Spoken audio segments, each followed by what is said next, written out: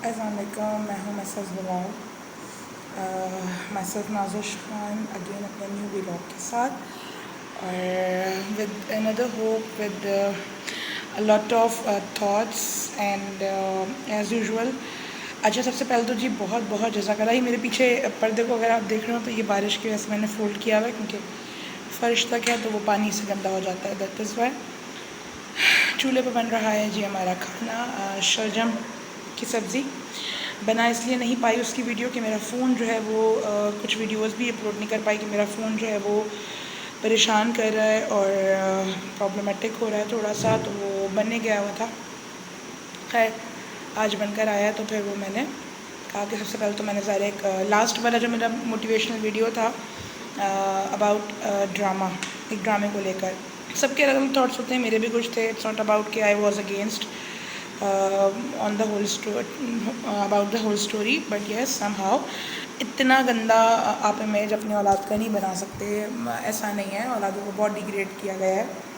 ये मैंने बस बात की थी कि इतना भी नहीं होता जितना दिखा दिया गया है।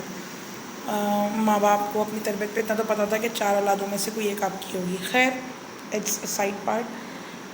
उस वीडियो को हुआ ये था कि थैंक यू सो मच जिन लोगों ने उसमें इतना नोटिस किया, लाइक मुझे बताते हैं। एक तो देखो मेरी गलती निकालते हैं, सेकेंड थिंग इज़ कि वो बहुत पॉजिटिविटी से निकालते हैं कि जी आपकी ना वॉइस कम आ रही थी और आपका म्यूज़िक ज़्यादा था, और ये चीज़ लिटरली आपके ट्रू व्यूअर्स हैं जो आपको इस तरह से वही चीज़ बताते हैं जो आप खुद पहले ही फील कर चुके होते हो दैट येस। और मुझे अपनी गलती मानने में या मुझे अपनी वीकनेस मानने में कोई वो नहीं होता। मुझे बहुत मज़ा आया उस दिन ना वो कमेंट देखकर, और मैंने फिर प्रॉमिस किया अब से मेरी नेक्स्ट वीडियो में कोशिश होगी जहाँ इन्फॉर्मेटिव कोई चीज़ हो वहाँ पे मैं कोई म्यूज़िक पीछे बैकग्राउंड ना डालूँ। अच्छा, टुडेज़ थॉट इज़, आज मैंने फ़ोन ना अपना कहीं रखा नहीं है। ये बड़ा बेचारा मेरा लाडला सा बच्चा हुआ है, इसे गोदी गोदी लेके चलना पड़ रहा है। चार्जिंग बहुत मुश्किल से कर रहा है, चार्जिंग करने को इशू है, तो मैं इसको बहुत लाड प्यार से रख रही हूँ। तो आज मेरा फ़ोन मेरे हाथ में ही है। गर्मी से आजिज़ परेशान हाल, बस अभी खाना चढ़ाकर मैंने कहा ज़रा बात कर लूँ आप लोगों से, थोड़ा मुश्किल से चार्ज हुआ है। आज की थॉट है वेरी जेन्युइनली। अच्छा, मैं यूजुअली जो देती हूँ इन्फॉर्मेटिव जितनी भी चीज़ें, वेरी फर्स्ट टाइम मैंने किसी ड्रामे को या किसी इंडस्ट्री की चीज़ को लेकर कोई बात की, और इन फ्यूचर भी मैं करूँगी इंशाल्लाह। मेरी आवाज़ रुकने वाली नहीं है।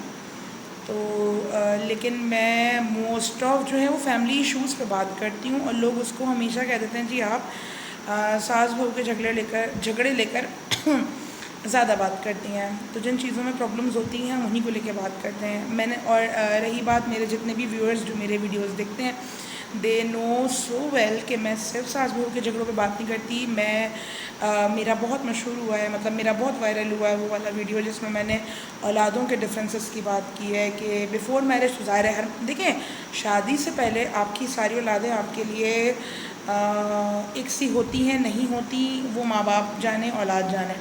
शादी के बाद अगर आप बेटियों वाले हैं तो आपको अपने दामादों में इक्वलिटी रखनी पड़ती है। समहाउ कोई एक दामाद लाडला हो जाता है, पर जब लड़की की माएँ ये फेस कर लेती हैं, ये चीज़ सेटल डाउन कर सकती हैं, तो लड़कों की माएँ, मुझे हमेशा शिकायत होती है क्यों इस चीज़ को सेटल डाउन नहीं करती, कि डिफरेंस ले आती हैं फिर अपने ही बेटों में कि और ये आजकल बहुत ज़्यादा हो रहा है। मैं पिछली लाइफ में मैंने ना कभी अपने पेरेंट्स से सुना। मेरे फादर जो थे जस्ट लाइक वो बहुत वेल ऑफ नहीं थे, वेल ऑफ का हम लोग बहुत मिडिल क्लास से बिलोंग करते थे, और अभी भी मुझे इस चीज़ पे कोई वो नहीं है शर्म, क्योंकि लोग गलत काम करके शर्म नहीं करते। हम तो अपने अब्बू की मतलब बता रही हूँ मैं साइड के नहीं थे वेल ऑफ, लेकिन भाइयों बहनों में एक बॉन्डिंग होती थी, एक मोहब्बत होती थी, पेरेंट को बहुत मोहब्बत होती थी अपनी औलाद से, लंबे दस्तरखान भी सजते थे। ये हो गया है आजकल का दिखावा। मैंने कल एक कमेंट में भी एक बात की कि आजकल के रिलेशंस ब्रेक होने की वजह, वो रिलेशन मियाँ बीवी का हो, भाई बहन का हो,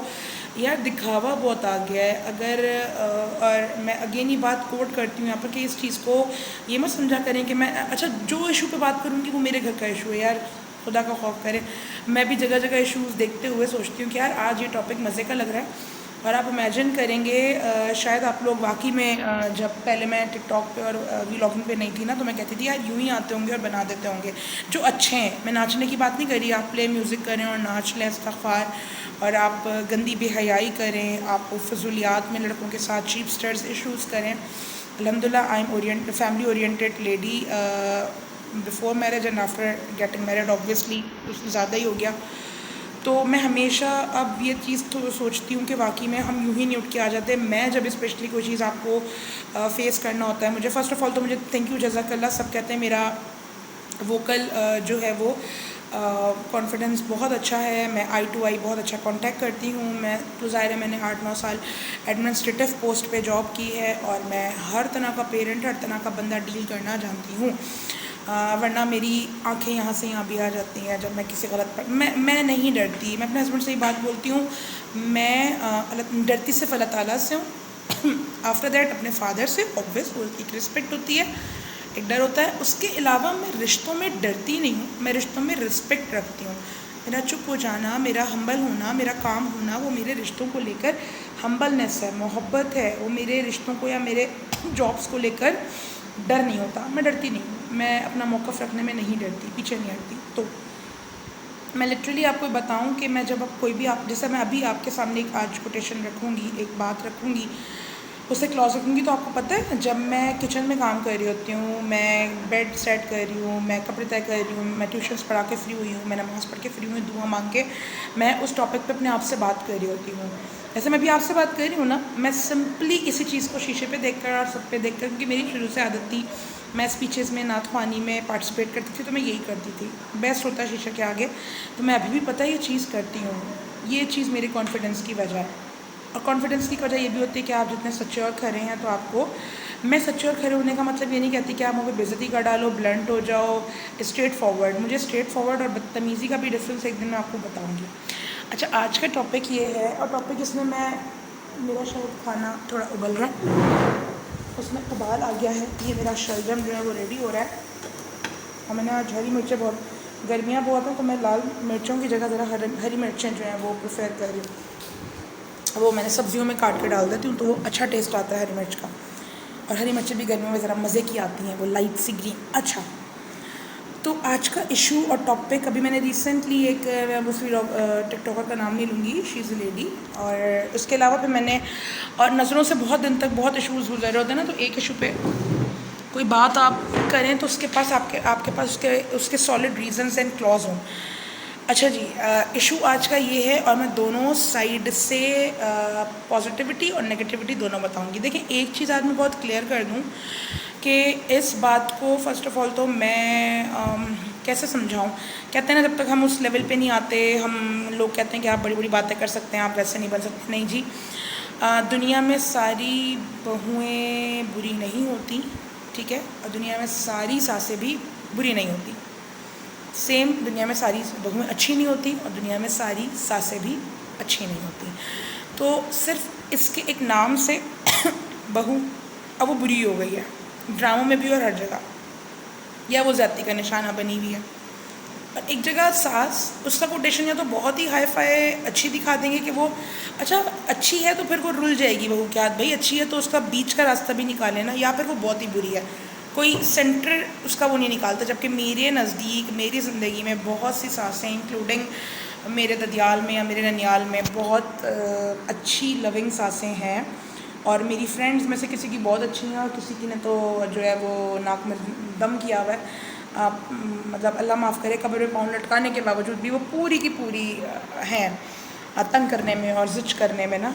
मेरी कोकुलीग के साथ ऐसा था। खैर, तो इस चीज़ की लड़ाई ही ख़त्म हो जाती है। देखें, मैं पहले, अभी मैं बोलूँगी बहुओं के अगेंस्ट, क्योंकि मैं ख़ुद एक बहू हूँ। मैं अभी न्यू जनरेशन, यानी कि बहू ज़ाहिर है अभी हम न्यू जनरेशन ये वाली हैं, हम बहुओं की जनरेशन में भी हम आते हैं, अभी हम सासों की जनरेशन में नहीं आते। तो मैं बहू की जनरेशन को लेकर एक बात ही बोलूँगी कि यस, ये जो लड़कियां चीख चीख के आके कहती हैं ना, बहुत छोटी छोटी उम्रों की शादियां कर लेते हैं। आज मैं क्लास मतलब ले रही हूँ, बेसिकली छोटी छोटी उम्रों की बच्चियां शादियों कर जा रही हैं, बहुत जी एटीट्यूड प्रॉब्लम है, और बहुत पढ़ लिख गई हैं, और या लव मैरिजेस हो गई हैं। तो देखें, एक तो बात ये कि लव मैरिजेस का मतलब बिल्कुल ये नहीं है कि आप अपने मियाँ को ये भी कह दें कि जी तुम अपने पेरेंट की रिस्पेक्ट भी मेरे मर्ज़ी से करोगे। जी, आपका इतना नहीं बनता। जो आपके घर वालों की रिस्पेक्ट है वो उनकी भी रिस्पेक्ट है। हाँ, इट डिपेंड्स ऑन कि वो अपने बिहेवियर शादी के बाद अपने ही बिहेवियर से अपना बेटा खो रहे हैं, तो उनका मसला है ना, बेटे से लड़ें मरें जो भी करें। यहाँ पे टीनेजर लड़कियाँ जो हैं उनकी थॉट्स के बारे में मैं बात करूँगी कि जो लड़कियाँ, देखें यहाँ मैं सबकी बात नहीं करी, मुझसे छोटी एज की, मेरी एज की इंक्लूडिंग, मैं भी एक